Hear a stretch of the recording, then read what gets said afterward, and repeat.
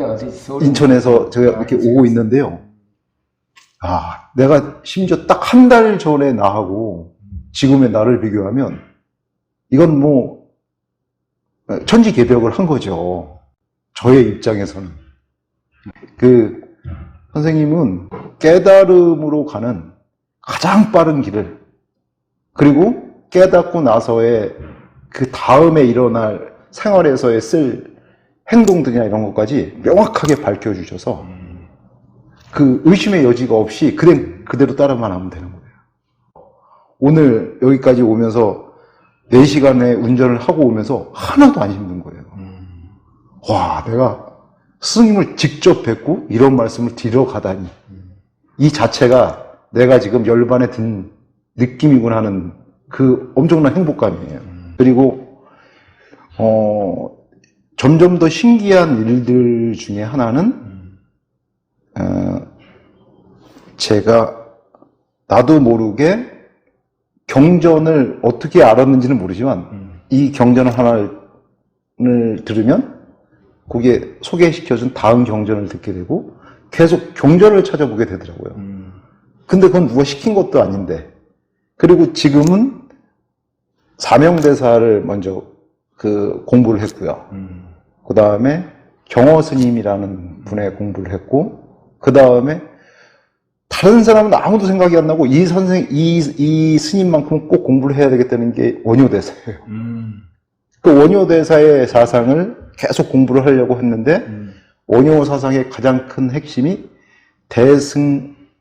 기실론이라는 그 경전을 해석한 거기에 모든 자기의 진수가 들어있다고 하더라고요. 그래서 그걸 딱 듣는데 오늘 내려오면서 이제 완강을 제가 다 들었거든요. 근데 딱 제가 마지막에 듣는 그 느낌을 제가 이렇게 적어왔어요.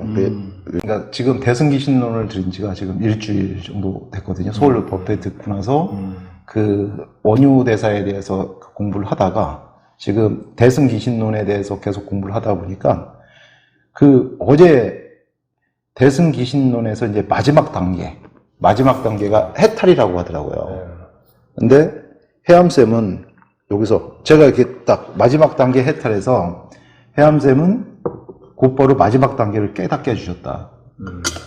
그러니까 일반적인 깨달음은 사상의 변환, 생각의 전환까지도 이해가 됐는데 그 전에 많은 동영상이 있었는데 그 동영상 중에 하나가 그 깨달음에서 해탈까지 가는 그것까지 다 포함이 되어 있는 거예요, 이미. 그래서 선생님께서 그거를 저도 신기한 건 그 400편이 되는 게 다 생각이 나는 거예요. 제가 혼자 있을 때 집에서 어느 정도 봤냐면은 아침부터 잠도 하루에 한 2시간 정도밖에 안 잔 것 같아요. 거의 400편을 3-4번을 계속 반복해서 처음부터 끝까지 보고 중간에 이해 안 되는 거 같이 보고 처음부터 다시 보고, 그리고 또 선생님한테 어떤 깨달음의 그걸 느끼고 나서 그 다음에 또 계속 보고. 그런데 그 동영상 자체에 모든 우리 지구상에 존재하는 종교의 진수들이 다 담겨 있는 게 딱 느껴진 거예요. 그래서 제가 어디까지 지금 발전을 했냐면 여기서 해암쌤은 곧바로 마지막 단계를 깨닫게 해주신 동영상까지 다 있었는데 거기 오늘까지 시청한 그 대상기신론의 유튜브에서의 내용에서만 보자면, 즉 이 세상은 진화에 나타납니다. 그러므로 내가 신이다. 또한 진화도 공하다. 해암쌤의 법문은 지구상에서 가장 쉽게 진리에 도달하게 하는 힘이 있다. 이걸 어저께 밤에 마지막 단계를 딱 듣고 나서 딱 이렇게 적어놓고 딱 잔 거예요, 제가. 그래서 제가 이렇게 느낄 수밖에 없었던 가장 큰 이유는 저는 그 법문이라는 걸 한 번도 들어본 적도 없고 경전을 한 번도 읽어본 적이 없는데 예전에 뭐 법구경인가? 법구경, 뭐 책은담, 뭐 그런 책은 조금씩 그냥 일반적인 서적으로 읽기는 읽었어도 경은 읽을 수 없었던 가장 큰 이유가 일단 한자로 돼 있어서 어렵고 그리고 내용을 모르겠더라고요. 그런데 이번에는 선생님 그 어떤 이런 얘기를 다 듣고 이 도반님들한테 그 전달을 다 받은 다음에 집에를 운전하면서 가는 중에 깨달음에 그게 아주 희밋하게 보이다가 조금씩 확연해지면서 탁 느끼면서 그 다음부터는 확 터진 거예요. 경들이 다 쉬워지기 시작한 거예요. 너무 신기해요. 저도 아니 내가 이걸 한 번도 보지 못한 이걸 내가 어떻게 지금 이해하고 있지? 그 집사람한테 당신은 이거 들어봐. 아 자기는 몰라. 나는 지금 이게 무슨 말 자체도 모르겠었는데 근데 나 지금 이거 어떻게 나가 이해가 되는 거지? 한 번도 못 본 건데? 그래서 제가 이거 이렇게 자랑을 했더니까 집사람한테 너무 신기한 거예요. 그래서 오늘 지나면 또 아니래나? 그래서 그 다음날 또 이거 뭐 별의별 신기한 경전을 다 찾아봤거든요. 그게 다 이해가 되는 거예요. 너무 신기한 거예요. 그런데 모든 경전이 신기하게 그냥 한 가지 얘기만 하고 있는 거예요. 무슨 뭐 다른 얘기를 하고 있는 게 아니더라고요. 그래서 한 가지 무슨 이야기. 네, 그 참자라고 그러나 뭐 진화에 대한 이 마음속 깊은 곳에 있는 그것에 대한 얘기만 하더라고요. 그런데 문제는 어떤 사람은 이런 용어를 이렇게 쓰고 어떤 사람은 용어를 이렇게 써서 헷갈리지만 그것을 이제 불교적으로 줄이면 마음 신자잖아요. 마음. 네네. 네, 마음을 불교에서는 본성의 자리도 마음이라 하고 지금 우리가 쓰는 것도 마음이라 하거든요. 네. 만법 할 때 만법도 법이라 하거든. 극과 극이잖아요. 네네. 진화도 법이라 하고 그냥 우리가 세상 사는 하나 나도 이것도 다 법이라 하잖아요. 네. 극과는 같이 똑같이 쓴다니까. 마음은 내가 쓰는 이 에고의 마음도 마음이고 네. 우리가 가지고 있는 그 진화 그것도 마음이라 하는 거예요. 그 말 설명하는 거잖아요. 네. 더 신기한 건 아니 이렇게 간단한 걸 왜 모를까? 내가 바뀌기 전에는 몰랐지만 그래서 한참을 생각해 본 거예요. 내가 이게 지금 저는 그 전공이 물리학이고 애들 양자역학을 가르치고 수학을 가르치고 그 진짜 제가 서울대, 연고대 이런 데 합격을 엄청 많이 시키거든요. 그리고 그 특수고등학교, 뭐 과학고등학교 이런 데 진학하는 애들 제가 그 강의를 하는데 아니 그 전까지 강의는 다 거짓이었던 거밖에 안 되는 거예요. 말도 안 되는 얘기예요. 지금까지 내 삶은 거짓인 거죠. 이걸 그래서 앞으로는 과학은 강의를 못하겠다. 수학만 강의를 해야 되겠다. 그래도 수학은 이거하고는 큰 상관이 없으니까 수학 강의만 해야 되겠다는 생각이 들고 9구는 80일이 진리니까. 네. 그거는 앞으로 1000년이라도 안 바뀔 걸. 네. 그래서 그런 것이 있었고 아침이든 저녁 때마다 선생님 생각이 왜 이렇게 많이 나냐면 저는 아예 여기 적어왔어요. 선생님을 다른 사람들이 몰라서 그렇지. 이건 알기만 하면 알고 이게 엄청나게 이건 진짜 우주의 진리거든요. 엄청나게 대단한 이 진리를 이걸 많은 사람들이 알게만 된다면 우리나라 사람뿐이 아니고 전 지구인들이 다 행복하게 될 것이다. 저는 지금 선생님을 처음 뵌 게 5월 초에 뵙고 지금 5월 17일 날 무심원 와서 여러 도반님들 다 뵌 다음에 그 깨달음을 딱 본 거기 때문에 저는 엄청나게 빨랐다고 생각했는데 어느 정도로 제가 빠른 거냐면 여기 보니까 선생님 강의에서 깨달은 자가 이끌어서 그 깨달은 자의 발밑에서 설명을 듣고 그렇게 깨닫는 자는 엄청 극소수면서 몇 안 된다. 그래서 엄청나게 큰 행운이다. 근데 제가 그런 사람 중에 하나인 거예요. 그래서 엄청난 거예요, 저도. 그런데 어째 이런 일이라는 게 저는 아무런 일상이 되게 편안한 사람이었어요. 순간 어느 날 4월 말쯤인가 그때쯤이었는데 그냥 어느 날 아침에 딱 일어났는데 깨달음이란 단어가 딱 생각난 거예요. 아무 이유도 없이. 깨달음?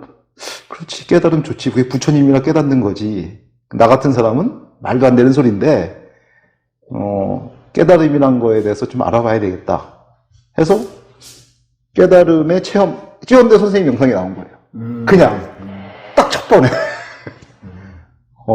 그래서 맨 처음엔 사이비 종교인 줄 알았어요. 아이고, 이런 게 있어. 그래갖고, 그래도 이제 하나 듣고, 그 다음 듣고, 그 다음 들었는데, 점점점 빠지는 거예요. 공감이 갔어요. 네. 그래서, 가만 있어봐. 그래서 이제, 그날은 이제 접고 이렇게 놓고, 내가 도대체 뭐 하는 짓이지? 깨달음을 얻으려면 무슨 선방이나 뭐 이런 데 가고 참선하고 그래야 된다고 했는데, 스님들 걸 한번 찾아볼까 그랬는데, 스님들 무슨 수덕사, 뭐 이런 데 보니까 하루 종일 앉아서 참선만 하시는 거예요. 지금 무슨 하한 거, 동한 거, 뭐 이렇게. 근데, 저건 나하고는 안 맞아. 저는 양반다리 자체를 못 하거든요. 지금 이렇게 앉아있는 것도 오랫동안 못 앉아있는데, 그래 놓고 이제 다시 또, 어저께, 그 이상하긴 한데, 한번 더 들어보자 하고, 듣고 하다가 일주일이 간 거예요. 그리고, 처음에 한두 번 몰라 하다가 막 일주일 동안. 예, 일주일 동안 계속 그만 보게 된 거예요. 그런데, 이제 문제는 뭐라고 하는지는 모르겠는데, 괜히 빠지는 거 있잖아요. 이렇게. 사이비 종교는 아니야.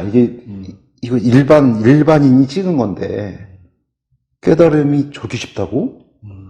그러면 혹시나 나도 되는 거 아닐까? 저는 그 스님들 영상을 보니까 스님들이 그렇게 나오더라고요. 몇 생을 거쳐야, 스님으로 몇 생을 거쳐야 깨달음이 얻는다. 그래서 자기는 이번 생엔 틀렸다고 생각한다. 그냥 선방에서 계속 하면서 그냥 죽을 날만 기다리고 있다. 이런 거를 봤거든요. 그래서 그런 분도 그런데 저 같은 사람은 말도 안 되는 소리인데, 동네 아줌마 같은 분이 깨달음의 말을 하시네? 근데 저게 가능하다고? 그래서 하도 안 믿기니까, 듣다가 하도 안 믿기니까, 이건 거짓말일 거야. 그래서 그날 아침에 일어나자마자 바로 여기로 운전해서 여기로 온 거예요, 제가. 일주일 만에. 그때 그게 4월 말이었거든요. 예약을 안 해놓고 와서, 지금은 실내니까. 근데 딱 와서 보니까 진짜 있는 거예요, 이게. 이게 있어서, 이거 거짓말이 아닌데? 그리고 또 이제 일주일을 듣다가, 이거 한번 직접 뵙고 와야 되겠다 해서 대구에 그날 처음으로 뵌 게 대구인데, 그냥 대구 그냥 제가 그냥 기차 타고 간 거 아니에요. 그냥 그 선생님 뵙고, 이제 그때 말씀하신 게 깨달음은 느낌이 아니다. 생각의 전환이다.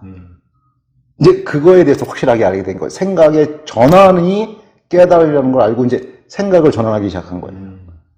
그리고 나서 계속 뭔가 닿을 듯 말 듯 했는데, 그래도 내 생전에 내가 깨달을 수 있을까? 말도 안 되는 소리지.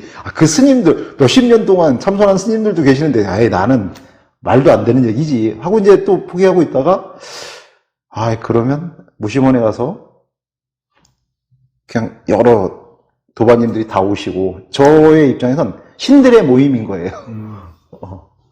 그날 강의를 듣는데 몰입도가 엄청난 거예요. 몰입도가? 네, 몰입도가 뭐냐면, 그러니까 이 수많은 사람들 중에 선생님만 보이는 거지. 그러니까 선생님 말씀만, 이게 눈빛만 보여. 눈빛만 쫙 이렇게 슉 들어오는 거예요. 근데 거기까지 좋고, 그 다음날 아침까지도 좋고, 법문을 듣고, 그 다음에 그 밤에 또 그 법문을 끝내시고 난 다음에 그걸 하셨어요. 그 도반들끼리 이렇게 얘기를 하는. 근데 다 신들이 모여서 얘기를 나누고 있는 거예요. 저는 너무 편한 거예요. 그냥 물어볼 수 있는 걸 마음대로 물어보니까. 그리고 대답들도 다 친절하게 해주셨는데, 각자가 깨달은 방법이 다 약간씩 차이가 있는 거예요. 그렇죠. 그런데 얘기하는 건 거의 비슷한데, 너무 친절들 하시고, 깨달은 사람이 약간 거만해야 되는 거 아닌가? 이런 느낌이 들었는데, 그렇지 않으신 거예요. 다들 친절하시고, 그래서 이제 와서 제가, 아, 깨닫고 나니까 이제 알겠는데, 왜 그렇게 친절하셨는지 알겠는데, 그때는 이제 한국 사람이라면 갖고 있는 그 정서라는 게, 아, 깨달은 분은 굉장히 높은 도인이고, 그냥 위에 이렇게 앉아서 지시만 듯해 이런 느낌을 받고 있었는데, 그러시지들 않은 거예요. 그리고 나서 그 다음날 선생님 법문을 또 듣고, 다른 도반님들이 한 명씩 와서, 아, 박성윤 도반님 여기 와서 앉으세요. 제가 깨달은 거 이거 하나 알려드릴게요. 이거 알려드릴게요. 깨닫고 나서는 이렇게 하셔야 돼요 하고, 교수님도 오시고 해갖고, 쫙 돌아와서 얘기를 하시는데, 그때 또 확 온 거예요. 그러니까, 그것도 도움이 됐다. 엄청 도움이 됐죠. 저는 선생님의 도움이 그래도 한 70, 80%라면, 그분들의 도움이 20% 이상은 된 거라고 생각을 해요. 근데 이제 결정적으로 집에 운전하면서 가면서 선생님 걸 틀면서 이제 간 거예요. 제 집에까지 가는데 한 3, 4시간, 차 막히면 5시간, 6시간 걸리는데 딱 가는 중에 쫙 오는 거예요. 이제 확 물이 뜨고 오는 거예요. 아, 요거구나, 요거. 아, 이거구나. 그러니까 그 전날 토요일 낮부터 계속 이걸 법문을 생활을 같이 하고 도반님들하고 편하게 있다가 그게 몸속에 저장이 되어 있다가 선생님 강의를 들으니까 더 확실하게 깨어난 것 같아요. 그렇지 않았으면 저는 확실하게 알고 있는 건 영상만 들어갖고는 제가 불가능했을 거라 생각해요. 사망하죠. 네. 그냥 그 느낌이라는 거는 뭐냐면 저는 이제 시간이 안 흐른다는 게 너무 신기한 거예요. 제 속에 뭐가 있긴 있는데 제 속이라고 할 수도 없고 이 우주라고도 할 수 없고 어떤 뭐가 있는데 분명히 있긴 있는데 시간이 아예 안 흘러요. 그래서 이건 영원이 아니잖아. 제가 그랬거든. 아니 이거 영원이 아닌데 근데 왜 영원하다 그랬지 이걸 제가 그러니까 운전하면서 가면서 이거 한번 물어봐야 되겠는데 내가 잘못 본 건가? 이거 영원이 아닌데 딱 정지하고 있는데 느낌이 제가 본 게 맞는지 영혼이나 시간이 없는 거랑 같은 거잖아요. 극과는 같으니까. 아, 그래서, 극과는 같으니까. 네네네. 선이나 악이나 같고, 부처나 중생이 같듯이. 네네. 영혼도 어차피, 그냥 세상의 기준으로 영원하다 생각, 실제로는 시간이 없는 거잖아요.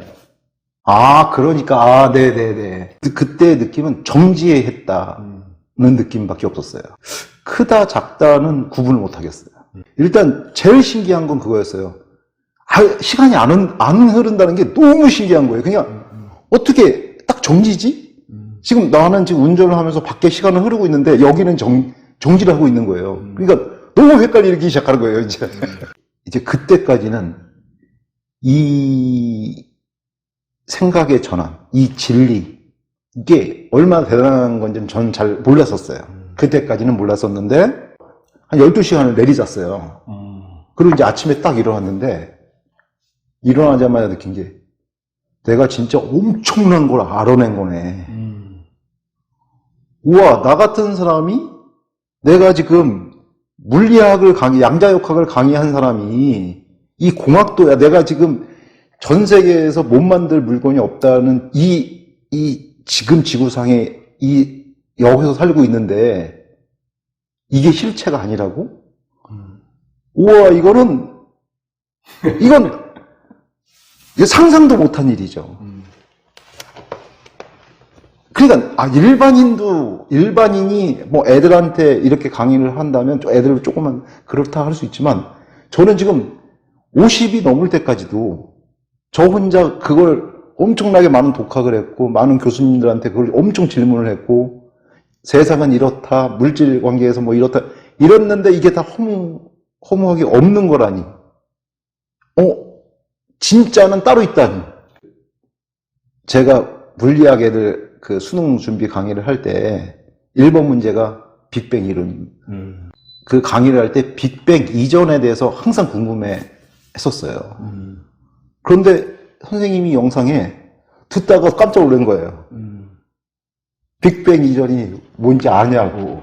전 너무 깜짝 놀랐던 거예요, 그게. 아니, 이분이 이걸 어떻게 알지? 내가 궁금한 걸, 이분은 과학을 전공한 분도 아니고, 그냥 깨달으신 분이라고 하는데, 이걸 어떻게 하셨을까? 전 그것도 너무 궁금했던 거예요. 요새는 융합의 세대입니다. 창조와 융합의 세대라. 근데 선생님이 그걸 하고 계신 거예요. 제가 원래 꿈꾸던 세상이었거든요. 종교의 통합이라는 게 그렇게 어려운 게 아니었다고 생각했는데 이번에 알게 된 게 모든 종교가 이 깨달음의 이 선생님의 이 용어를 정확하게만 이해만 한다면 종교 통합은 자연스럽게 이루어질 거다. 그런 생각을 했습니다. 이게 얼마나 대단한 건지 선생님은 선생님도 잘 모르실 것 같아서 제가 말씀드리는 겁니다. 이 선생님은 진짜 이게 얼마나 대단한 거냐면 저는 죽을 때까지 우주의 진리는 못 보고 죽는 줄 알았습니다.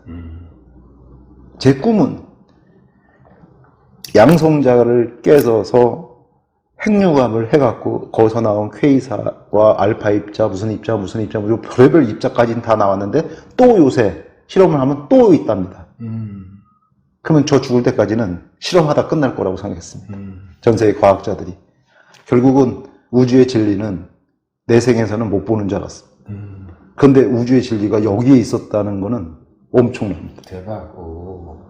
이게 제가 왜 이렇게 기뻤냐 하면 제가 20대 때 그 철학에 한번 심취해야 단테의 신곡이라는 작품이 있습니다. 그거를 이제 20대 때 읽기 시작했는데 한참 걸렸습니다. 근데 거기에 단테가 결정적으로 영혼을 팔아서 우주의 진리를 알고 싶었던 겁니다. 거기에 나옵니다. 지옥, 전당, 뭐뭐 다 나옵니다. 근데 그거는 단테의 소설입니다. 결국 저는 그때 원래 종교도 없었지만 천당, 지옥 이런 건 아예 믿지도 않았습니다. 전 종교 자체가 없으니까 뭐 착한 일을 하면 천당 가고 나쁜 일을 하면 뭐 지옥 간다 이런 얘기는 아예 처음부터 믿지도 않았고 죽음에 대해서는 너무 젊으니까 생각을 못하고 있었습니다. 그런데 어느 날부터 뭐 이런 종교 단체에서 천당, 지옥, 극락, 뭐 불교에서는 극락왕생이라고 하나 뭐 그러는데 극락과 지옥을 뭐 나쁜 일을 하면 간다 그랬을 때 되게 환멸을 많이 느꼈습니다. 그런데 선생님이 그 동영상 강의에 그런 게 없다고 하니까 어떻게 아시지? 그것도 신기했습니다. 그런데 제일 중요했던 거는 그 깨달음 하신 체험하신 분들이 제주 소녀도 있고 영국 선생님도 있고 캐나다 선생님도 있고 또 그 수많은 선생님들 중에 도반 선생님들 중에 딱 여성 한 분이 딱 그 얘기를 하시는 거예요. 모든 건 내 생각이구나. 딱 그거에 딱 깨는 것 같습니다. 그게 그래서 천당, 지옥 이런 것도 다 내 생각에서 나온 거지. 그거 거기서부터 이제 이 허물어지기 시작한 겁니다. 이게 생각이 바뀌기 시작했던 것 같습니다. 근데 제일 처음에 진짜 어려웠던 건 이 몸이 실체가 아니라는 걸 이걸 깨기는 너무 힘들었어요. 그렇지. 이게 가장 힘든 것 중에 하나였습니다. 내 몸이 실체가 아닌 거. 근데 무심원에 와서 그게 딱 깨진 겁니다. 그래서 제가 그때 그걸 알게 된 겁니다. 아, 이게 내 몸이 진짜 내가 아니구나. 그러고 나서부터 이제 모든 게 다시 다 생각의 전환이 생기면서 이제 확실하게 느끼기 시작했습니다. 멋집니다. 네, 그게 제일 중요했던 것 같습니다. 그 서울에서 그 도반 선생님들이 이제 쉬는 시간에 저한테 물어보신 게 있거든요. 저 나무가 나고 내가 나무냐 그랬을 때 저 나무가 나처럼 보여요? 물어보시는 거예요. 그래서 저는 깜짝 놀랐습니다.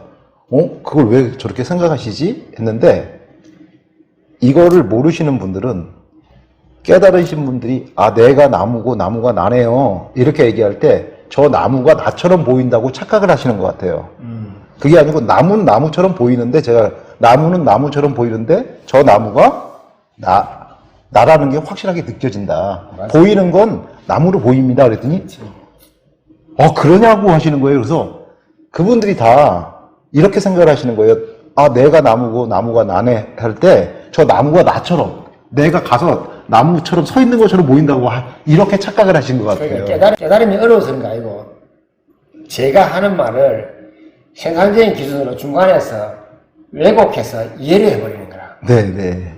알겠죠? 네네. 저는 그거를 바로 말하는데 듣는 사람은 세상적인 기준으로 들으니까 이게 아무리 설명해도 안 되는 거라. 이게. 네. 내가 만약 20대 때부터 이런 깨달음을 추구를 했다면 나는 혼자 못 발견했을 거다. 나는 이건 확실합니다. 제가 이런 공학도로서 또는 제 물리학을 강의하는 이런 사람으로서 이거는 내가 아무리 노력을 해도 나는 이건 죽었다 깨어나도 못 하겠다. 그래서 선생님이 얼마나 대단한 걸 제가 알게 된 겁니다. 이거는 이 신체가 내가 아니라는 걸 알아낸다는 그 자체가, 그 생각을 그렇게 한다는 자체가 이건 불가능한 것 중에 하나입니다. 이걸 일반인이 어떻게 아냐고. 이거 말도 안 되는 겁니다. 이거는 진짜. 그 선생님께서 이제 그렇게 말씀을 하셔서 이제 일상생활에 접해야 된다. 근데 일상생활에 접하기가 어려운 게 이 지구상에 존재하는 모든 공기, 모든 것들은 다 나랑 똑같은 건데, 평등한데, 해줄 게 뭐가 있나, 내가. 할 게 없는 겁니다. 그냥, 그래서 또, 한참 또 찾아봤습니다. 부처님은 어떻게 했나. 근데 거기, 부처님도 그러셨다고 하더라고요. 부처님도 깨닫고 나서, 모든 중생들이 다 깨달아 있는 상황인데, 자기가 할 일이 무엇인가 했는데, 거기에 무슨 5명의 비구를 맨 처음에 말로서 일주일 만에 깨우치게 만들었다 이렇게 얘기를 하시더라고요. 그래서 그러면서 인도 전역을 전 그거에서 대박을 봤습니다. 맨발로 걸어서 다니셨대요. 저는 그게 부처님은 깨달은 분이니까 전 세계 왕들이 막 초청해서 가마로 막 모셔다니면서 좋은 음식이나 이렇게 할 줄 알았는데 하루에 한 끼만 드시고 다 걸어서, 그것도 맨발로 서민들과 똑같이. 이것에 제가 큰 감명을 받았어요. 저는 처음 알았습니다. 그걸 처음, 이 종교에 대해서는 전혀 모르고 있었으니까. 그렇다면 내가 할 일이 간단하구나. 일단 내 집사람부터 잘 해주고, 내 아들, 딸부터 잘 해주고, 내 주위부터 잘 해주는데, 내가 해주는 것도 모를 정도로 해주고, 저기에서, 어릴 때 많이 들었던 기독교에서 오른손이 한 일을 왼손이 모르게 하라 할 정도로, 내가 했지만, 나도 모르게. 그런데 또 찾아왔습니다.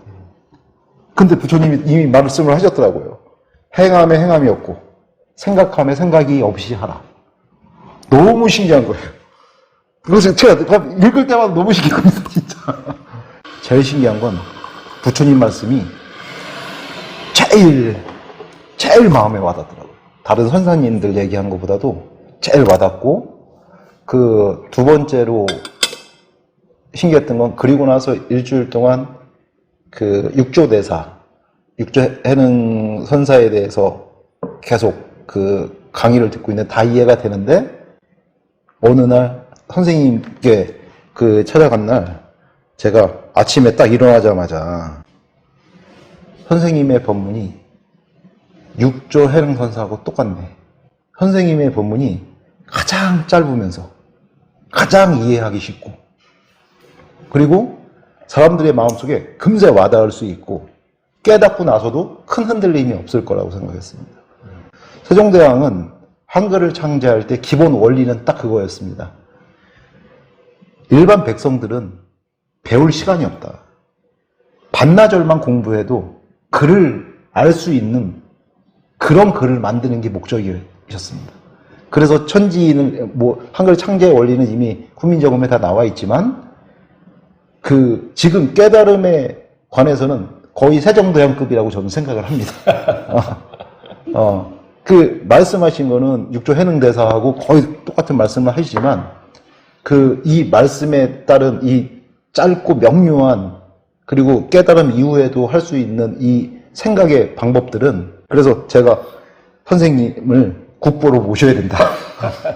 제가 나라에서 국보로 지정해야 된다. 내가 하고 싶어서 되는 것도 아니고, 안 되는 것도 아니고, 어떨 때는 돈을 벌고 싶지 않은데도 벌리고, 어떨 땐 까먹고 싶지 않은데 돈을 잃고,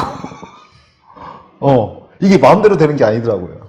그리고 유명해지는 것도 저도 그쪽 세계에서 이렇게 강의하는 이쪽 세계에서는 일타 강사였습니다. 저도 인터넷 강의 다 찍습니다. 이거 엄청나게 많이 찍고 막 그랬는데 이게 뭐 어떨 때는 폭망하고 어떨 때는 생각도 안 하게 어떤 분들은 또 너무 좋게 보고 어떤 분들은 너무 나쁘게 보고 뭐 이게 너무 그냥 대중이 없으니까. 그런데 전교 1등을 만들고 서울대를 보내고 좋은 대학교를 보내니까 지금 그때는 인정을 해주시지만 그 전까지는 저 사람 약간 강의하는 게 이상해 막 그런 얘기를 많이 들었거든요. 근데 저는 제일 중요한 게 뭐냐면 학생들이 수학이나 과학이나 마음속에 딱 자리 박혀서 어떤 문제가 나와도 딱 보자마자 그냥 바로 답을 낼 수 있는 그런 직관력을 키우는 걸 목표로 하고 있거든요. 근데 그거에 맞춰 선생님이 또 그렇게 강의를 해주시니까 너무 맞으시는 거예요. 근데 지금 선생님은 그걸 잘 모르실 거예요. 근데 저는 이쪽 강의 계통에 있으니까는 저는 사설이니까 사설 쪽에서는 실력이 없거나 조금만 지루하면 애들 잡니다. 학교 끝나고 오면 이 여름 같은 경우는 학교 끝나고 엄청 더운데 에어컨 바람 딱 틀어놓으면 바로 잡니다. 졸려갖고. 근데 그걸 애들이 재미있게 하면서 이 어려운 양자역학 이걸 듣고 가서 이해를 해서 시험 문제를 풀어야 되려면 얼마나 재미있게 강의를 해야 되겠어요. 그러니까 얼마나 노력을 해야 돼. 1시간 강의하려고 10시간 준비를 합니다. 그러니까 이 말 한마디 한마디를 얼마나 신중하게 가려서 해야 되며 애들 상처 안 입게 하고 요새는 인터넷으로 다 찍어서 부모들이 보고 수업 시간에 이상한 짓 하고 또 금세 신고 들어옵니다. 신고. 애들을 재밌게 하고 이해를 해서 그 어려운 수능 문제를 또는 논술 문제를 풀게 하려면 엄청나게 노력이 필요한데 저는 제 노력이 엄청나다고 생각을 했었는데 선생님이 지금까지 노력하신 그 깨달음에 비하면 저는 노력한 것도 아닙니다. 진짜 이거는 그래서 제가 이게 대단하다고 한 겁니다. 제가 만약에 강의를 했던 사람이 아니라면 여기 도반님들 중에서 그 교수님 빼고는 강의를 하신 분들이 별로 없었을 것 같아요. 제가 보니까. 근데 저는 강남에서 진짜 대치동에서 그런 강의를 항상 그렇게 해왔기 때문에 치열합니다. 그 치열함을 이기고 그나마 이 성공한 것 때문에 항상 성공한 건 아니지만 그런데 그때의 그 희열은 엄청납니다. 그 전 세계에서 수학 문제를 빨리 풀 수 있는 몇몇 안 되는 사람 중에 제가 들어가고 과학 문제는 진짜 보자마자 문제 읽자마자 풉니다. 이렇게. 근데 그걸 애들이 따라 할 수 있게 그 교수법을 그렇게 씁니다. 제가. 애들이 깜짝깜짝 놀랍니다. 그러니까 전교에서 꼴찌하는 애가 어느 날 전교 3등 모의고사 성적을 갖고 어머니한테 갔더니 너 누구한테 컨닝해 갖고 왔냐고 부모님이 저한테 전화 왔어요. 얘 3등 한 거 맞습니다. 아니 이게 한 달 만에 가능한 거, 가능합니다. 이렇게 할 정도로 연습을 많이 했습니다. 제가. 진리는 이건 도저히 발견을 할 수가 없었어요. 저는 거기까지는 갔는데 제가 그러니까 일생 중에 저는 되게 자유롭게 살았습니다. 그 일생 중에 할 수 있는 건 다 해봤어요. 제가 웬만한 건 다 해봤습니다, 진짜. 근데 유일하게 하나 안 된 게 이겁니다, 이게. 뭔가 항상 안개 속을 거닌 듯한 느낌? 머릿속에 안개가 찬 듯한 느낌이 있습니다. 선명하지 않은 뭔가가 필요하긴 필요한데 뭔가인지를 모르고 있었습니다. 그걸 이번에 알게 된 겁니다. 속이 아주 후련합니다. 멋집니다. 네. 그러니까 속이 후련하고 나니까 공부 속도가 엄청납니다. 하루에 지금 제가 24시간 중에 한 22시간을 하는 것 같습니다. 잠자는 시간에도 맨날 이렇게 듣고 거의 이렇게 이 법문을 다 들으면서 자고 있습니다. 그런데 지금이 어느 정도까지 왔냐면, 저도 깜짝깜짝 놀라는데, 30년 동안 참선을 하거나, 30년 동안에 종교단체에 빠져 있거나, 30년 동안 집안을 일으키겠다는 생각으로 생활하거나, 가족만을 위해 살았거나, 모두 집착해서 빠져나오지 못한 것이다. 난 그동안에 무엇을 위해 살았고, 무엇에 집착하면서 살아왔던가. 이것도 모르고 살아왔고, 항상 안개 속을 헤매는 좀비라는 생각이 들었다. 머릿속은 불투명한 액체로 채워져 있는 것 같았다. 그런데 어느 날 깨달음이란 단어 하나로 나의 모든 인생이 바뀌었다. 해암샘의 법문을 듣고 직접 찾아뵙고 도반인들과의 대화를 통해서 나의 의식에 큰 통찰력을 갖게 되고 의식 전환이 이루어졌다. 그 결과 자아가 나타나기 시작했다. 이젠 일상생활의 많은 시간들이 자아의 공간에서 이루어지면서 엄청난 자유에너지를 느끼며 살아가고 있다. 난 엄청난 행운을 타고 태어난 것 같다. 훌륭한 해암생과 뛰어난 도반인들과 함께 할 수 있어서 이 모든 일들이 나를 위해 존재한다는 것을 알아냈다. 자아의 나타남에 따라서 나에게 여러 가지 깨달음이 항상 존재하고 있었다는 것을 알아냈다. 이미 깨달음은 나한테 있었다. 모든 도반인들이 깨어날 수 있다는 것도 알아냈다. 지금도 깨어있지만 각자 자각하는 날이 멀지 않았음을 안다. 신기한 일이다. 그냥 안다. 대박. 실행할 수 있도록 더욱 수행해야 되겠다. 이유를 모르겠어요. 근데 그냥 압니다. 그러니까 앞으로 이제 세계적으로 되겠다 이런 말 다 할 수 있어. 해암쌤의 법문을 들으면서 쌤의 고뇌가 느껴졌다. 한마디 한마디 하시려고 얼마나 많은 생각을 하고 또 하셨을까? 그래서 지금의 내가 있는 것이다. 우주의 진리를 안다는 것은 얼마나 대단한 일인가? 이 진리를 바탕으로 나의 모든 생활을 결정할 수 있다. 당당하고 자신 있게 어떠한 두려움도 생기지 않는다. 해암쌤의 강의는 전 세계에서 하나뿐이 없을 것이다. 선생님은 진짜 선생님을 잘 모르실 수 있습니다. 자기 자신에 대해서는 모르실 수 있으니까 제가 깜짝깜짝 놀랍니다. 그 대승 기신론 여기에서 법계의 일상이 대승 기신론의 최종 목표다. 곧 성불이고 육바라밀이며 행함에 행함이 없고 생각함에 생각 없습니다. 해암샘의 최종 목표와 같은 것이다. 나 또한 이러한 목표가 깨달음의 이유인 것을 알아냈다. 끝없는 수행을 이어가자. 온 지구인이 이 깨달음을 알 때까지 전진하자. 대박. 제가 아침에 마지막 이거 여기 운전하면서 오기 전에 딱 느낀 걸 여기다 딱 적은 겁니다.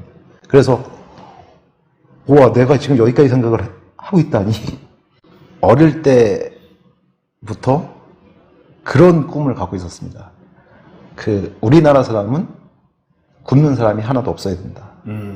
우리나라 사람은 다 교육을 다 받을 수 있어야 된다. 그리고 우리나라를 떠나서 전 지구인이 굶는 어린이가 한 명도 없어야 된다고 생각한다. 그런데 어느 날 전 세계 식량 그 발표를 보니까 식량이 부족하지는 않다고 합니다.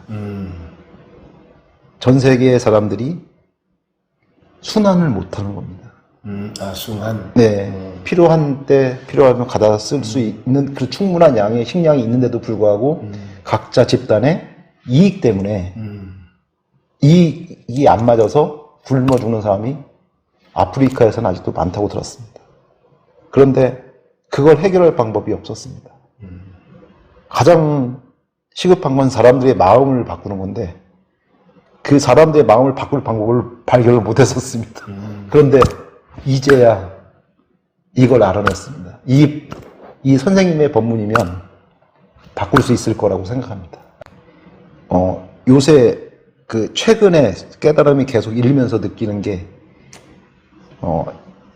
자꾸 허무주의에 빠지려고 할 수도 있습니다. 제가 보니까 나와 다른 사람이 다르지 않고 이미 다 깨달아 있는 사람들인데 내가 굳이 무엇을 할 수 있단 말인가, 이런 생각이 계속 들어서 그거를 타파하게 됐던 가장 큰 이유가 이게 부처님의 말씀에서 그게 나오더라고요.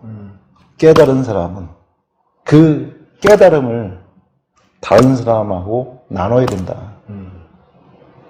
다른 사람이 자각을 할 수 있을 때까지 계속 연습을 해서 그게 진정한 성불이다.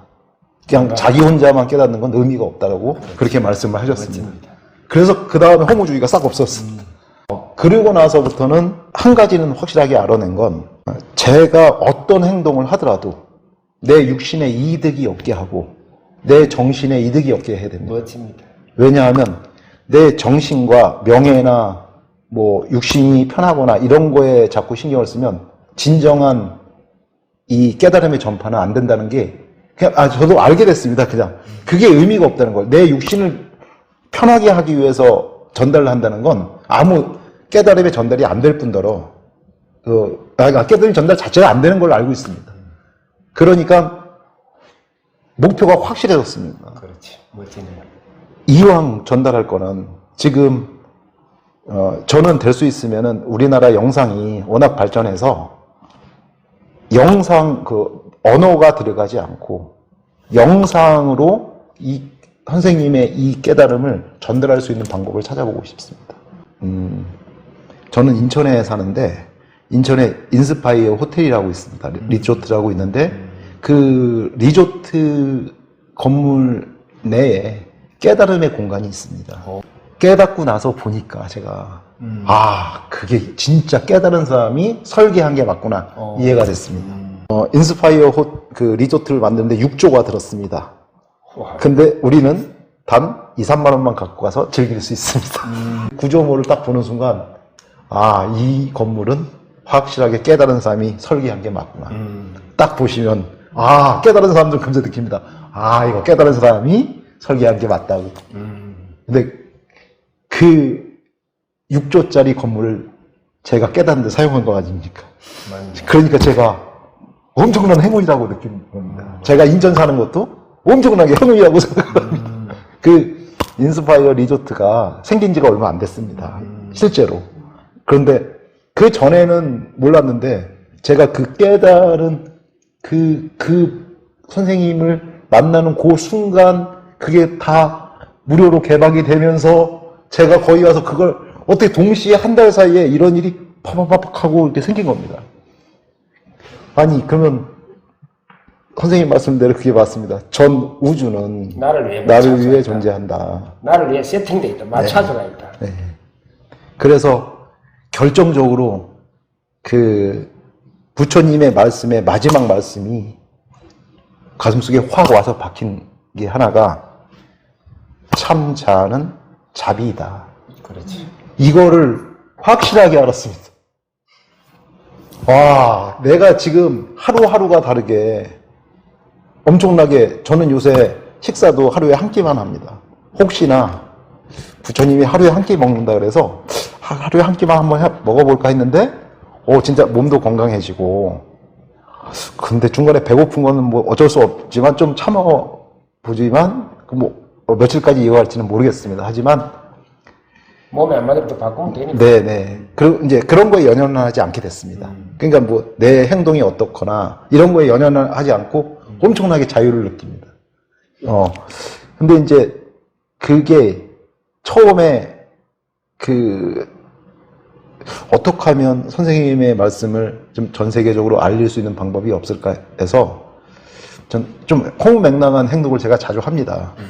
그 인스파이어 리조트 그 회장님을 찾아뵈려고 했습니다. 이런 거를 다른 데다도 그 공간만 만들어줄 수 없냐고 제안을 한번 해보려고 했습니다. 근데 아직 지금 시간이 제가 안 맞아서. 근데 그거를 그렇게 설계하실 거를 그 회장님이 그 그룹에서 그 단체에서 그걸 허락을 했다고 하면 분명히 전 세계 다른 데도 만들 거라고 생각합니다. 그 비용은 그렇게 많이 안 듭니다. 리조트 자체 땅이나 이런 비용 때문에 비싼 거지 그 영상을 만들어내는 데는 그렇게 많은 돈이 안 들어갑니다. 그러면 선생님께서 그 설계에 좀 참여를 하셔서 이런 영상을 이렇게 하는 게 훨씬 더 선생님의 그 깨달음의 그 상황이 맞다고 그렇게 하시면 그 디자인을 영구히 선생님의 이름으로 남길 겁니다. 저는 목표가 그런 목표를 갖고 있습니다. 그렇다면은 여기 의성이 그 깨달음의 본거지가 되지 않을까 하는 느낌도 듭니다. 그런데 이렇게 생각할 수 있었던 가장 큰 이유는 저의 그 강의 준비를 하기 위해서 치열하게 준비했던 그 학생들을 위해서 조금이라도 학생들을 저는 좋은 학교를 보내는 게 목적이 아니었습니다. 학생들이 공부해서 해방이 되는. 그냥 공부를 하는데 공부가 진짜 재밌어서 하는 이런 상태를 만들고 싶었습니다. 그러면 당연히 좋은 데를 가지만 학부모님들은 대부분 좋은 대학교를 또는 좋은 고등학교를 가는 걸 1순위로 잡고 있는데 학생들은 되게 힘들어합니다. 무조건 공부에, 그냥 공부가 그 전체는 아니지만 그 공부를 통해서 자기의 이 희열이 있거든요. 그러니까 진짜 이건 불가능해. 이거는 풀게 거의 불가능한 것을 풀어냈을 때 그 희열은 진짜 이루 말할 수 없이 깊은데, 이 진리는 그거의 1000배 이상입니다. 진짜 1000배 만배. 진짜 그 자율 선생님이가 로또 뭐 몇 번 맞는 거, 저는 대한민국을 저도 안 바꿉니다. 네. 그 정도입니다. 이 진리를 알고 죽는다는 건 생로병사를 이미 초탈해서 산다는 건 이건 엄청난 행운입니다. 그렇죠. 그냥 그거 하나만 갖고도 뭐 다른 일은 다 빼고 생로병사를 초탈한다는 그 자체가 얼마나 대단한 건지, 이거는 선생님의 법문이 이게 얼마나 대단한 건지를 도반님들도 알고 계시겠지만 많이 모르시는 것 같아요. 이게 진짜 얼마나 대단한 법문인지. 근데 유명해 사람들은 유명해져야 알더라고요. 유명해지기 전에는 이거 잘 모르더라고요. 미리 사인 많이 해 주십시오. 이게 별것도 아닌 것 같은데, 느낌에는 일상생활이 편안합니다. 그냥 깨닫기 전이나 후나 차이는 아무것도 없는 것 같습니다. 하지만 엄청난 일입니다. 그렇지, 맞아요. 이거는 엄청난 일 정도가 아닙니다. 이거는 우주를 내가 창조하는데 이것처럼 행복한 일이 어디 네. 제가 그러니까 이 순간 내가 오늘도 눈 뜨고 이 순간 존재하면 행복이다는 거, 보통 사람들은 말은 참 좋아요. 근데 안 와닿아요. 네, 그렇죠. 내가 지금 이 순간 존재하고 있다는 게 기적이지. 네. 아이고, 어떻게 존재를 해요. 네. 정말 기적이지. 그냥 살아있는 자체가 지금 열반이자 해탈입니다. 이거를 거기에서 이게 내 몸이 진짜 지금 이렇게 생생한데 이게 꿈이라는 걸 믿기가 진짜 어렵습니다. 맨 처음에는 진짜 엄청 어렵습니다. 정신병 갈 수준이죠. 네. 그런데 이걸 받아들인 순간부터 세상이 바뀌기 시작했어요. 그렇죠. 그래서 불교에서는 제일 먼저 알아야 되는 게 무아. 부처님이 무아라 그랬다는데 보통은 무아가 끝인 줄 아는데, 이것은 내가 아니고 이것이 나타나게 된 그 배경인 그 진화, 참자, 그것이 내다는 걸 알려주기 위한 건데 보통은 무아만 알죠. 네. 근데 원래 무아가 나타나게 된 배경, 그 뒤에는 관심이 없어요. 잘 몰라. 그리고 선생님 말씀 중에 이게 제일 효과가 좋습니다. 말 끝에 붙이세요. 말 끝에 붙이세요. 저는 그게 아주 가장 효과가 좋다고 생각합니다. 그러니까 여기 붙이세요. 이렇게 딱, 그리고 붙이고 멈추세요. 딱 하는 게 제일 효과가 좋습니다. 이게 가장 확실합니다. 이게 거기서 딱, 그래서 제가 부처님 법문이나 뭐 가끔 모든 법문을 다 봐도 어느 대사도 그런 말씀을 안 하시더라고요. 거기까지는 얘기를 하시는데, 무아까지는 얘기하시는데, 그 다음에 이게 있다는 게 바로 붙어 있어요. 그 한마디만 하셨으면 되는데, 용어가 없었나 봐요. 그때. 그게 용어가. 깨달은 분들이 동영상을 많이 올려서 가끔 이렇게 보는데, 제가 이걸 알고 나니까, 저분은 깨달은 게 아니구나. 그러면서 느껴지더라고요. 이게 확실하게, 이게 말로만 하는 거하고, 진짜 깨달아서 하는 거하고 여기서 결정적인 차이가 나는구나. 우리나라 연예인들 중에 하루아침에 일어났더니 단 한 편의 광고를 찍었을 뿐인데, 단 10초짜리 광고를 찍었을 뿐인데 한 편에 10억짜리 광고가 수도 없이 들어오는 연예인들이 엄청 많습니다. 단 하루 만에. 그냥 길 가다 캐스팅해서 그냥 딱 한 번 찍었는데, 이게 지금 현세계입니다. 이게 지금 선생님의 강의를, 저는 강의를 했으니까 이게 법문이라고 말씀하기가 지금 이해 안 붙는데, 이 법문을 진짜 외국의 어떤 유명한 가수나 외국의 유명한 가수들도 이거 되게 좋아합니다. 이 깨달음이라는 용어 되게 좋아합니다. 그리고 이 가사 쓰는 것도 좋아합니다. 그 중에 유명한 사람이 한 명이, 예를 들어서 아니면 BTS 중에 한 명이 우연히 듣다가 선생님 거를 딱 들었는데, 선생님 강의 너무 좋아요. 한마디만 하면 선생님 전 세계에 퍼지는 게 그냥 일순간입니다. 그냥 하루 만에. 근데 그걸 잘 모르셔서 그런데, 강사를 하기 전에 스케이트장도 했습니다. 스케이트장. 스케이트장을 얼음을 쫙 얼려서 돈이 많이 듭니다. 들려서 전국에 100개를 만들려고 했습니다. 스케이트장을. 그 학생들, 그 목적은 저는 학생들이 노는 게 좋아서 겨울만 되면 막 뛰어놀고, 근데 이제 여름에는 비용이 너무 많이 드니까 겨울에만 딱 해서 100개를 만드는데 저는 광고로 김연아 선수를 쓰려고 했습니다. 김연아 선수가, 저는 김연아 선수를 찾아가서 딱 그 한마디를 물어보고 싶습니다. 우리나라 빙상의 발전을 위해서 내가 스케이트장을 만들려고 하는데 당신이 나한테 무료로 와서 한 번만 스케이트장 홍보를 해달라. 우리나라 발전을 위해서. 분명히 해줄 거라 생각했습니다. 하고도 남겠네. 네. 이런 생각을 갖고 있는데. 멋지다. 선생님은 이게 얼마나 대단한 건지 본인은 잘 모르시지만 저는 이 진가를 아니까 제가 선생님을 진짜 BTS 뭐 제가 아는 인맥을 다 동원해서라도 한 번만 걔들 입에서 나오게만 하면 끝인데. 맞네.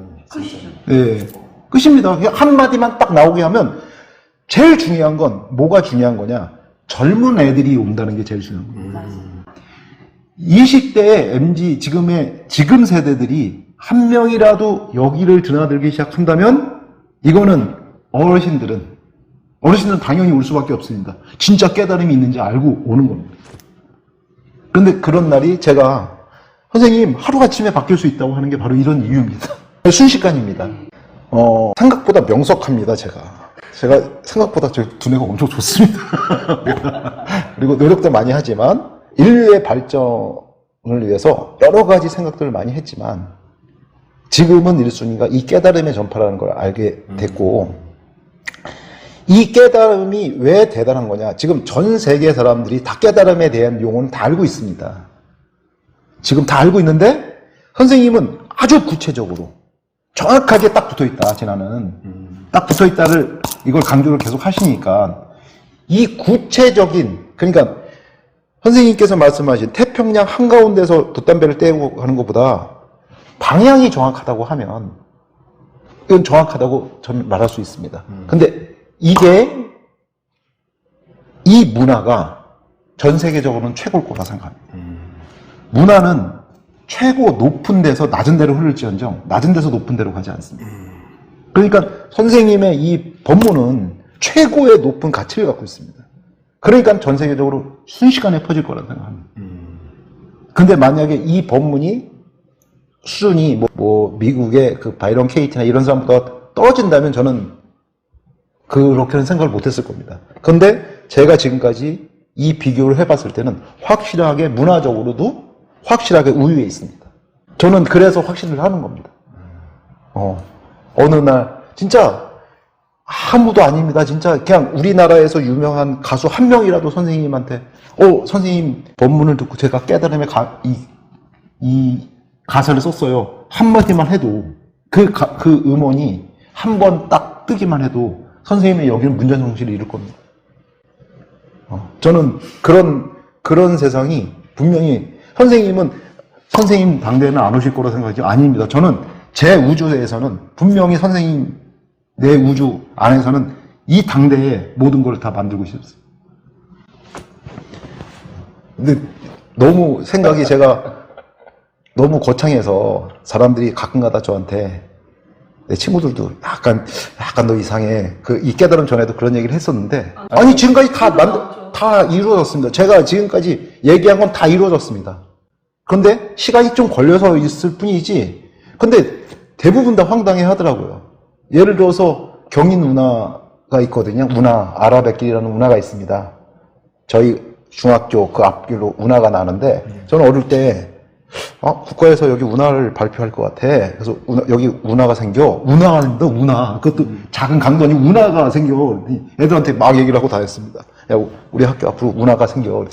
무슨 말도 안 되는 소리. 개소리 하지 말라고 그래. 진짜 운하가 생겼습니다. 이명박 때 생긴 겁니다. 진짜로. 운하. 아니, 애들이, 야, 진짜 운하가 생겼어? 네가 십몇 년 전에 얘기한 운하가 진짜 운하가 생긴 거야. 그런 것보다도 스케일이 크다고 하나요? 생각하는 스케일이 다르다고 합니다, 저한테. 그렇죠. 근데 아니, 스케일이 큰 거하고 작은 거하고는 생각 차이뿐이 없습니다. 어차피 사람이 하는 일입니다. 그렇죠. 저는 모든 일은 사람이 하는 일이기 때문에 심지어 이 깨달음까지 얻은 이 상황에서는 불가능이 없다고 생각합니다. 나한테 이득이 되는 것도 아니면서 전 세계를 깨닫게 해주고 전 세계 애들을 행복하게 해주겠다는데 누가 반대를 아무리 독재자가 극악해도 애들을 위해서는 해줄 거라고 생각합니다. 그렇지. 맞아요. 네. 그래서 불가능이 아닐 거라고 생각합니다. 그 전제 조건이 이 깨달음의 전파입니다. 선생님이 얼마나 대단하신지 알고 있습니다. 이 가치를 제가 진짜 문화재로 지정했으면 좋을 만한 국가에서 진짜 무형문화재 있잖아요. 무형문화재. 진짜 무형문화재로 지정을 아예 해버렸으면 좋을 정도의 그런 가치를 지니신 분이라 생각합니다. 이 진리에 대한 이거는 우주를 바꾸는 일입니다. 그렇죠. 사람을 바꾸는 정도가 아니고 우주를 바꾸는 일이기 때문에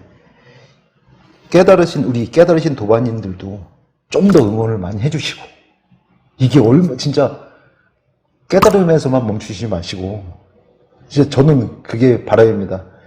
근데 언젠가 뭉치실 거라 생각합니다. 이분들이. 지금은 드러내놓고 얘기하기가 좀, 잘못하면 정신병 가니까. 네. 그런데 이게 진실이다. 우주의 진리는 이거다.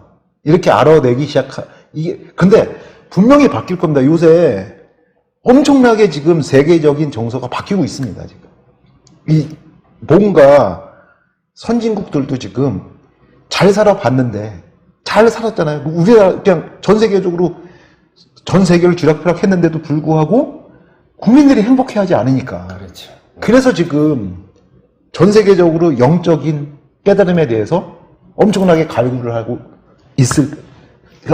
있는데 지금 방법을 모르고 있습니다. 네. 근데 그거에 가장 적합한 딱 붙어 있어요. 이 딱 붙어 있어에 진짜 엄청난 힘이 있습니다. 제가 그 딱 붙어 있어에서 깨달은 겁니다. 딱 붙어 있어에서. 실제로 붙어 있는 건 아닌데, 있다고 믿으니까 믿게 되는 겁니다. 그러니까 진짜 있는 겁니다. 이걸 말로는 진짜 설명할 수는 없지만 분명히 있습니다. 근데 이걸 어떻게 알지? 사람들은 진짜 이거는 몇십 년을 수행해도 모를 일입니다. 알아낼 수가 없습니다, 이거는. 그러니까 선생님의 이 법문이 엄청나게 대단한 파괴력을 갖고 있을 겁니다. 진짜 6조 해능선사의 그때 하루 종일 참선하는 분들한테는 미안한 일이겠지만 하루 종일 앉아있어봐야 소용없다. 6조 해능선사가 그렇게 얘기를 해갖고 저도 깜짝 놀랐습니다. 이거 거기 써있으니까 경에 이렇게 써있으니까 오늘 대승 기신노의 마지막 결론을 이제 오면서 제가 앞으로 이걸 다른 사람한테 계속 전달을 하고 전파를 하려면 비난을 하지 말아라고 나오더라고요. 부처님이 거기 비난을 하지 말라고 나오더라고요. 근데 그것도 신기하더라고요. 거기 그 책에. 너무 신기한 거예요. 이걸 아셨는지 책을 그걸 그렇게 저술을 해놨는지는 모르겠지만 그렇게도 깨달을 수도 있고 이렇게도 시간이 느릴 수도 있고 그 사람들을 비난하지 말아라. 그 사람들을 다 포용해야지만 그렇죠. 전파를 할 수 있다. 가장 낮은 곳에 임하고 티내지 말아라. 그게 부처님이 심지어 몇천 년 전에 나를 위해서 지금 몇천 년 후에 나를 위해서 이 법문을 해놓으셨다고 생각하니까 너무 신기한 겁니다. 말 당연하죠. 네. 내가 느꼈던 이런 마음들도 진짜 1000년 전에도 어떻게 이렇게 아름답게 표현했지? 네. 희열이 느껴져요. 네. 정말 어떻게 이토록 아름답게 표현했는지 싶고 네, 맞습니다. 네. 그 책을 보고 있으면 진짜 희열이 느껴져요. 네. 정말로 기쁨이 있다니까. 네. 1000년의 시간이 사라지면서 바로 지금 그 순간에 말한 것처럼 바로 와닿는다니까. 네. 저가 지금까지 다른 거는 몰라도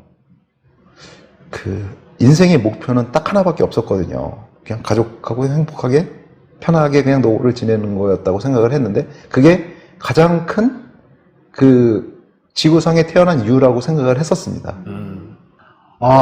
그런데 이런 엄청난 행운이 나한테 온 이유는 뭘까? 계속 찾아보자 했는데 선생님을 만나면서 계속 찾게 된 겁니다. 이렇게 조금씩 찾아가는데 1순위는 일단은 그 인스파이어 리조트 회장님을 한번 만나 뵙고 만나 주실지 안 주실지 모르지만 만나시겠네. 네, 근데 저는 그런 거를 지금까지 한 번도 스스럼 없이 그냥 막 찾아갔거든요.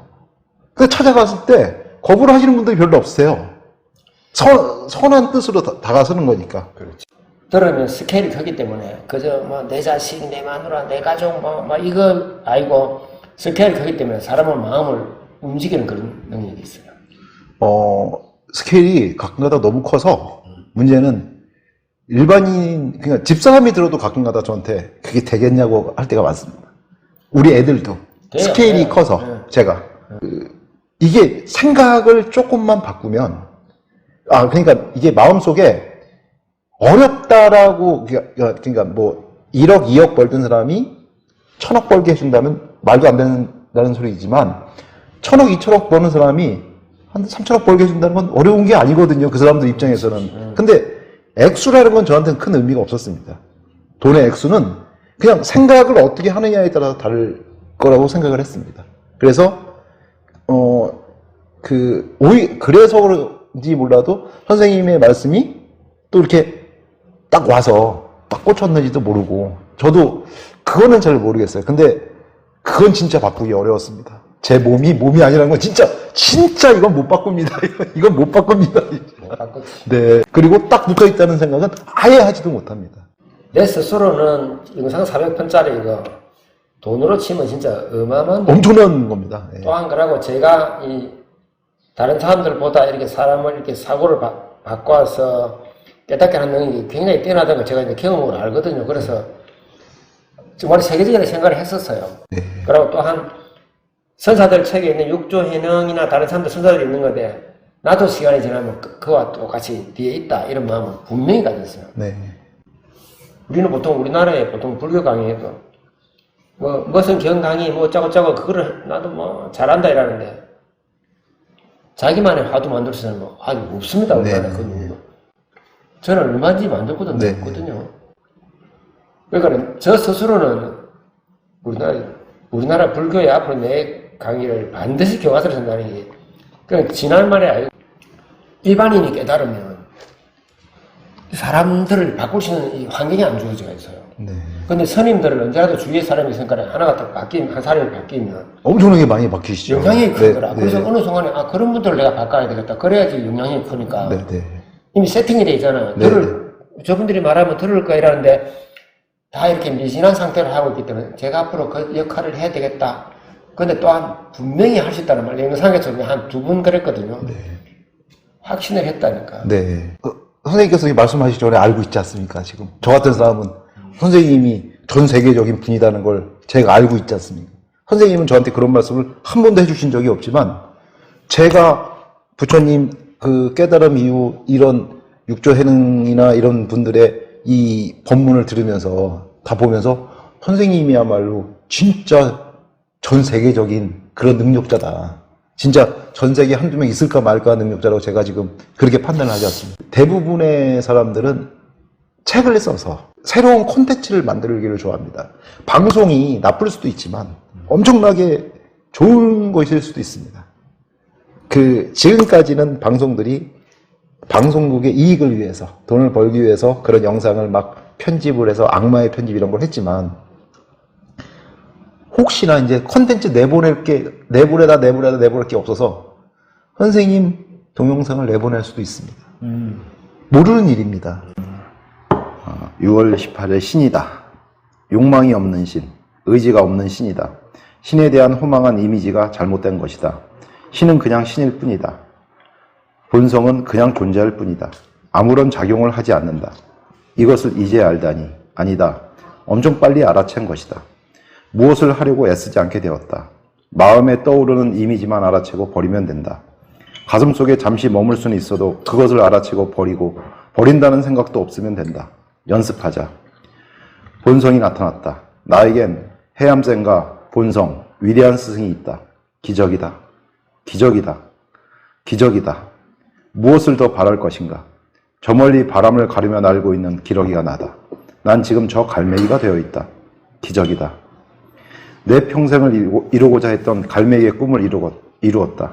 그물에 걸리지 않는 바람처럼 모든 행동 하나하나에서 자유로움을 느낀다.